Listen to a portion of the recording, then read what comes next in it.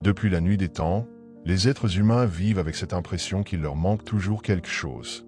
Certains pensent qu'ils seraient enfin heureux s'ils avaient plus d'argent, d'autres s'ils trouvaient le grand amour, et d'autres encore s'ils parvenaient à atteindre une reconnaissance sociale ou professionnelle. Mais ce sentiment d'incomplétude, loin de disparaître une fois l'objectif atteint, semble au contraire se déplacer. Aussitôt une chose obtenue, une autre devient nécessaire. Comme si le manque était une compagne permanente de nos vies. Les stoïciens, ces philosophes de la sagesse pratique, avaient pourtant identifié depuis longtemps ce piège mental. Ils enseignaient que la vraie liberté ne dépend pas de ce que nous possédons ni de ce que nous attendons des autres, mais de la manière dont nous orientons notre esprit.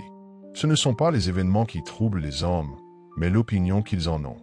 Écrivait Épictète, rappelant que la source de notre souffrance ne réside pas dans la réalité, mais dans notre perception de celle-ci. Vivre comme si rien ne nous manquait ne signifie pas nier nos désirs ou nos projets, mais apprendre à ne plus lier notre bien-être à ce qui échappe à notre contrôle. Prenons un exemple concret. Une personne qui rêve depuis des années d'obtenir une promotion. Elle pense que ce jour-là, sa vie basculera et qu'elle sera comblée. Pourtant, une fois le poste obtenu, elle découvre rapidement de nouvelles responsabilités, de nouvelles pressions et de nouveaux désirs. Le manque reprend sa place, comme une ombre fidèle. À l'inverse, celui qui s'entraîne à se dire chaque matin « ce que j'ai est suffisant et ce que je vis est déjà un privilège », se forge une force intérieure que rien ni personne ne peut lui retirer. Le stoïcisme ne promet pas une vie sans défi ni douleur, mais une vie où l'on ne souffre plus inutilement. Marc Aurèle, l'empereur philosophe, nous a laissé cette pensée lumineuse. Souviens-toi que très peu est nécessaire pour mener une vie heureuse. Cette phrase résonne comme une invitation à cultiver la gratitude, à voir l'abondance déjà présente plutôt que de courir après des mirages.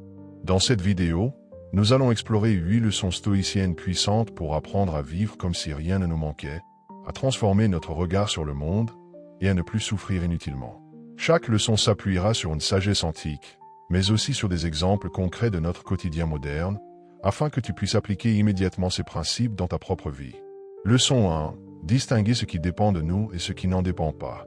La première et sans doute la plus fondamentale des leçons stoïciennes est de comprendre qu'une partie de notre vie échappe totalement à notre contrôle, tandis qu'une autre dépend directement de nous. Cette distinction, simple en apparence, change absolument tout dans notre rapport à la souffrance. Épictète l'a formulé avec une clarté remarquable dans son manuel. Il y a des choses qui dépendent de nous et d'autres qui n'en dépendent pas. Ce qui dépend de nous, nos pensées, nos choix, nos jugements, nos actions. Ce qui n'en dépend pas, le temps qu'il fait, la santé de notre corps à long terme, les décisions des autres, la reconnaissance sociale ou même la fortune. La souffrance naît précisément quand nous investissons toute notre énergie et nos émotions dans ce qui ne dépend pas de nous. Prenons un exemple concret. Imaginons un étudiant qui fait de son mieux pour réussir un concours. Il se lève tôt, révise des heures, sacrifie ses loisirs. S'il concentre son esprit sur ce qui dépend de lui, sa discipline, sa persévérance, sa méthode de travail, alors, quel que soit le résultat final, il pourra trouver la paix. Mais s'il s'accroche à ce qui échappe à son contrôle, la sévérité du jury, le nombre de places disponibles, ou encore la chance, il risque de sombrer dans la frustration et le désespoir. Cette sagesse s'applique aussi dans nos vies modernes. Un entrepreneur peut contrôler son sérieux, son honnêteté et son engagement, mais pas la réaction du marché ni l'évolution de l'économie. Un parent peut contrôler son attention, sa patience et sa bienveillance, mais pas les choix que ses enfants feront une fois adultes. Marc Aurèle, dans ses pensées pour moi-même, nous rappelle « Donne-moi la force d'accepter avec sérénité les choses que je ne puis changer, le courage de changer celles qui dépendent de moi, et la sagesse d'en voir la différence. » En réalité, vivre comme si rien ne nous manquait commence par cette clarté intérieure. Lorsque nous cessons de gaspiller nos forces à vouloir contrôler l'incontrôlable, nous découvrons une légèreté nouvelle. Nous devenons plus présents, plus libres et paradoxalement plus puissants, car nous concentrons toute notre énergie là où elle peut réellement agir. Prenons l'exemple inspirant de Nelson Mandela. Emprisonné pendant 27 ans, il aurait pu passer sa vie à maudire le destin, ses geôliers ou les injustices subies. Mais il a choisi de cultiver ce qui dépendait de lui. Son esprit, sa dignité, sa capacité à pardonner. Et c'est précisément cette posture intérieure qui a fait de lui une figure mondiale de sagesse et de réconciliation. La vraie liberté ne consiste pas à changer le monde selon nos désirs, mais à nous changer nous-mêmes pour naviguer avec sérénité dans un monde imprévisible. Leçon 2. Cultiver la gratitude pour ce que l'on possède déjà. Une des causes principales de notre souffrance vient du fait que nous vivons dans une illusion de manque permanent. Nous regardons toujours ce qui nous échappe plutôt que ce que nous avons déjà. Les stoïciens enseignaient que la gratitude n'était pas seulement une émotion agréable, mais une véritable discipline de vie. Sénèque écrivait que « ce n'est pas l'homme pauvre celui qui a peu, mais celui qui désire toujours davantage ». Cette phrase met en lumière une vérité intemporelle. La pauvreté n'est pas seulement matérielle, elle est surtout mentale. Celui qui ne voit pas la richesse de ce qu'il possède vit continuellement dans la frustration. Prenons un exemple concret. Une personne peut passer sa vie à envier ceux qui gagnent plus d'argent qu'elle. Pourtant, si elle se compare honnêtement à une grande partie de l'humanité qui vit avec moins d'un repas par jour, elle découvre qu'elle vit déjà dans l'abondance. Cela ne veut pas dire qu'il faut renoncer à progresser ou à améliorer sa condition, mais qu'il est essentiel de bâtir son bonheur sur une base solide, la reconnaissance de ce qui est déjà là. Dans notre monde moderne saturé de publicité, on nous pousse sans cesse à croire que la prochaine voiture, le prochain téléphone ou le prochain voyage nous apporteront enfin la satisfaction. Mais comme l'ont compris les sages stoïciens, le désir est insatiable. Plus on le nourrit, plus il grandit. La gratitude, en revanche, calme l'esprit et ouvre la porte à la sérénité. Marc Aurèle conseillait chaque matin de se rappeler les choses simples qui rendent la vie possible. Le souffle, la lumière du soleil, la possibilité d'apprendre et de progresser. Cette attitude transforme la manière dont nous percevons nos journées. Même dans les épreuves, il est toujours possible de trouver une raison de remercier la vie. L'exemple de Viktor Frankl, survivant des camps de concentration nazis et fondateur de la logothérapie, illustre cette idée. Dans des conditions inhumaines, il a découvert que la gratitude pouvait résider dans les plus petites choses.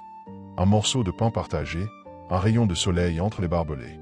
Cette posture intérieure lui a permis de préserver sa dignité et de continuer à trouver un sens à l'existence.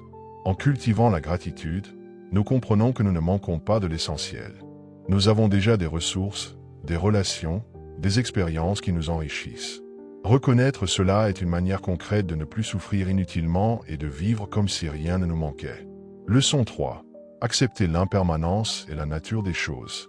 L'une des grandes sources de souffrance humaine réside dans notre refus d'accepter que tout est changeant. Nous voudrions que nos proches ne vieillissent jamais, que nos réussites demeurent éternelles, que notre santé reste parfaite, que nos plaisirs ne s'arrêtent jamais. Pourtant, la réalité est tout autre. La vie est mouvement, transformation et impermanence. Les stoïciens ont toujours rappelé que résister à ce flux naturel, c'est se condamner à la douleur. Sénèque affirmait que « rien n'est permanent sauf le changement ». Plutôt que de lutter contre cette loi universelle, il nous invitait à l'accueillir comme une évidence. Prenons un exemple concret. Une personne peut souffrir intensément après la perte d'un emploi, car elle avait bâti toute son identité autour de ce statut. Mais si elle se souvient que rien n'est garanti, que toute situation est passagère, elle retrouve plus vite sa lucidité et sa capacité à rebondir.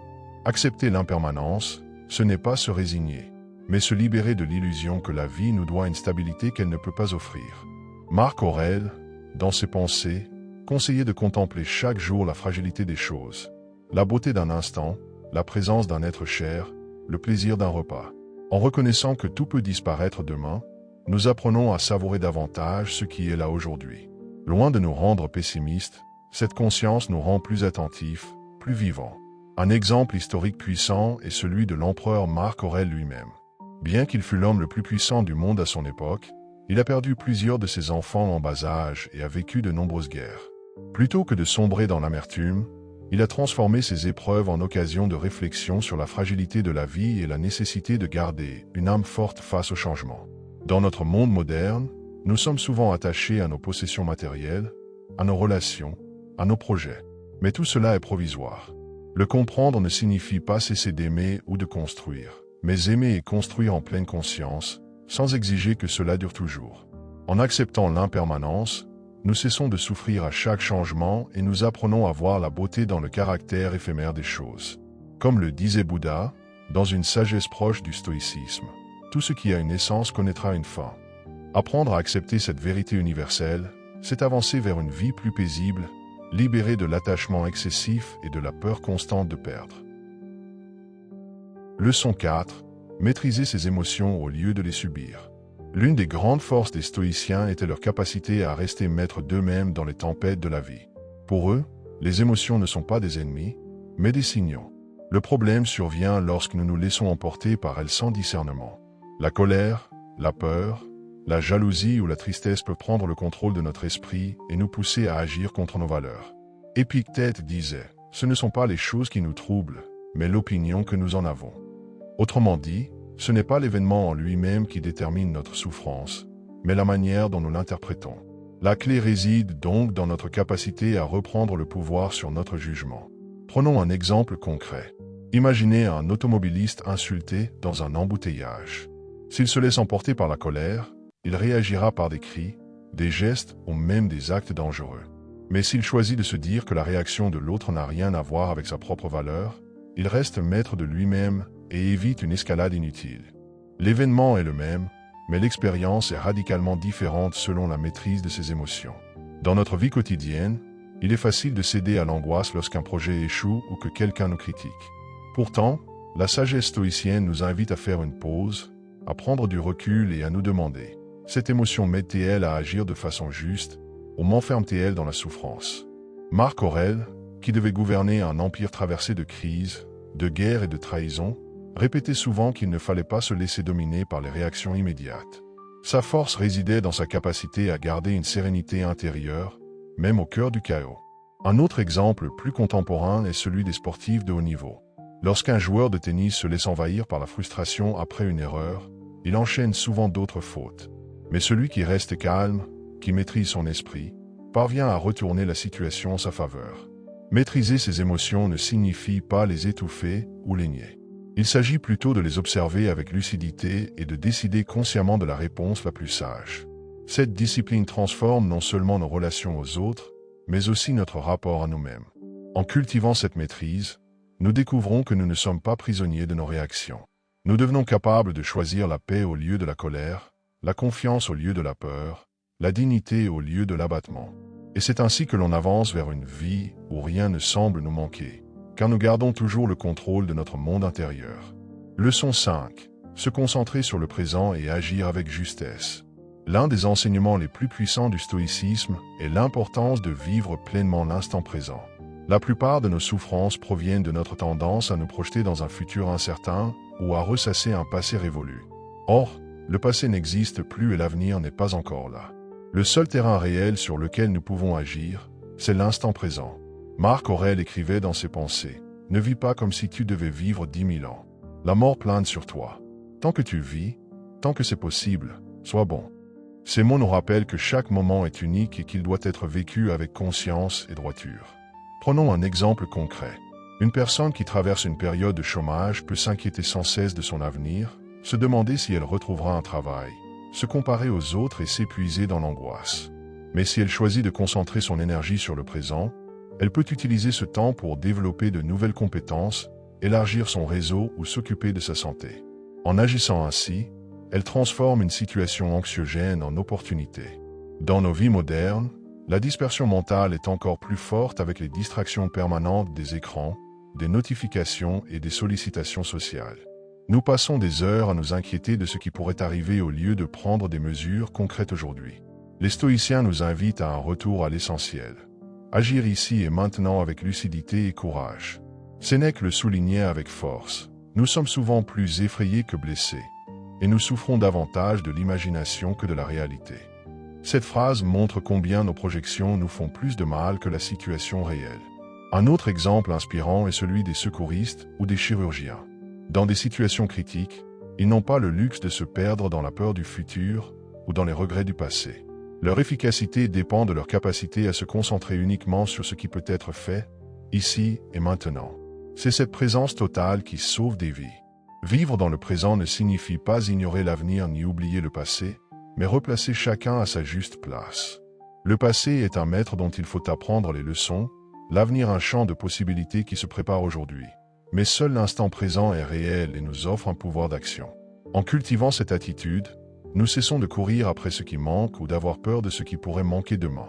Nous découvrons que chaque jour, chaque respiration, chaque rencontre contient déjà une richesse immense. C'est ainsi que l'on apprend à vivre comme si rien ne nous manquait. Leçon 6. Transformer les obstacles en opportunités. L'un des principes les plus puissants du stoïcisme est la conviction que les épreuves, loin d'être des freins à notre épanouissement, peuvent devenir des tremplins. Les stoïciens nous invitent à changer notre regard sur les difficultés.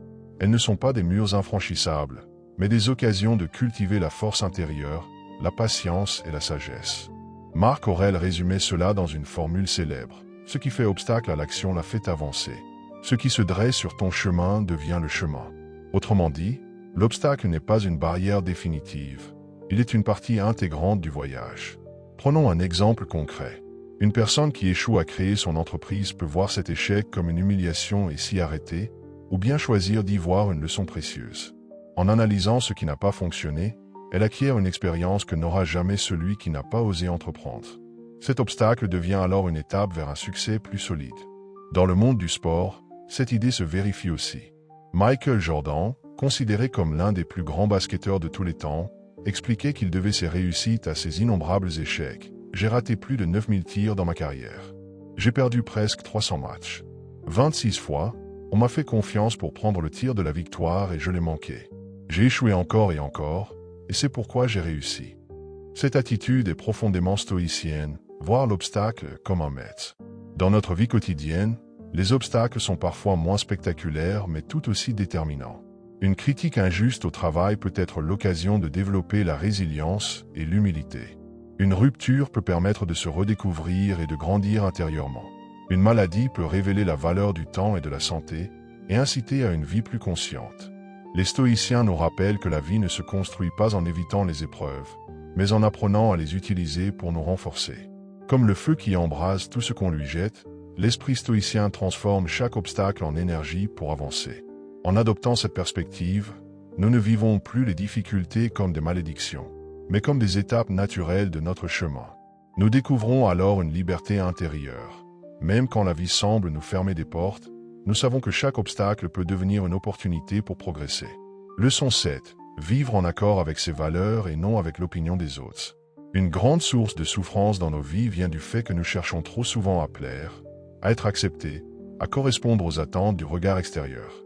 Les stoïciens, eux, nous enseignent que la véritable liberté naît lorsque nous alignons nos actions sur nos valeurs profondes et non sur les jugements changeants des autres. Épictète rappelait que, si tu veux progresser, contente-toi d'être considéré comme ignorant ou stupide dans certaines choses. Cette phrase peut sembler dure, mais elle signifie que celui qui poursuit sincèrement un chemin de sagesse doit parfois accepter l'incompréhension des autres. Prenons un exemple concret. Une personne peut rêver de changer de carrière pour suivre une vocation plus alignée avec ses passions, mais elle hésite par peur du regard familial ou social. En cherchant à plaire, elle s'enferme dans une vie qui ne lui ressemble pas. À l'inverse, celui qui agit selon ses convictions, même si cela implique des sacrifices ou des critiques, trouve une paix intérieure que rien ne peut lui enlever. Marc Aurèle, en tant qu'empereur, subissait sans cesse la pression de ses conseillers, de ses ennemis et du peuple.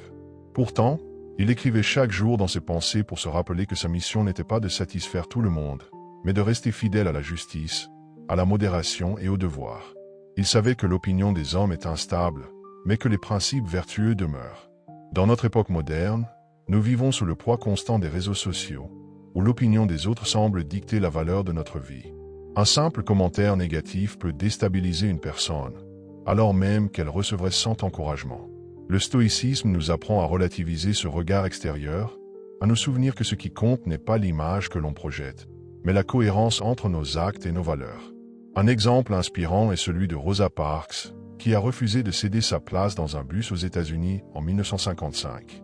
Son geste lui a valu critiques et persécutions, mais elle a choisi la fidélité à ses principes plutôt que la peur du jugement. Son courage a marqué l'histoire. En vivant selon nos valeurs plutôt qu'en quête d'approbation, nous cessons de courir après une validation toujours instable. Nous gagnons une liberté intérieure immense, celle d'être en paix avec nous-mêmes, indépendamment des opinions extérieures. Leçon 8. Méditez chaque jour sur la mort pour mieux aimer la vie. Parler de la mort peut sembler sombre ou effrayant, mais pour les stoïciens, il s'agissait d'un exercice essentiel afin de vivre pleinement. Ils invitaient à se rappeler régulièrement notre finitude, non pour sombrer dans la peur, mais pour cesser de gaspiller le temps dans des futilités et concentrer notre énergie sur l'essentiel. Sénèque écrivait « Nous ne disposons pas d'une vie courte, mais nous la rendons telle. Nous ne manquons pas de temps, mais nous en gaspillons beaucoup. » Cette réflexion met en lumière un paradoxe. Nous vivons comme si nous étions éternels, tout en oubliant que chaque jour est un cadeau limité. Prenons un exemple concret. Beaucoup de personnes reportent leurs rêves à plus tard. Voyager, apprendre un art, déclarer leur amour, réparer une relation brisée. Mais le plus tard n'existe pas toujours. Lorsque la fin frappe à la porte, il est trop tard pour revenir en arrière.